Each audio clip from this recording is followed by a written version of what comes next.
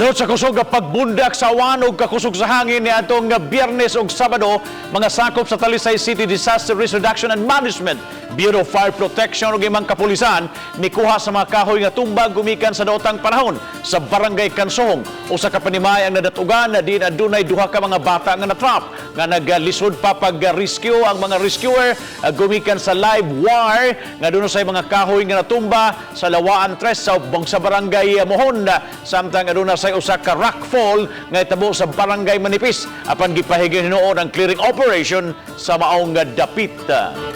Mana-advise na po sa itong mga presidente nga mga hangin-hangin ganyan ay warning gisyo ang pag-asa not to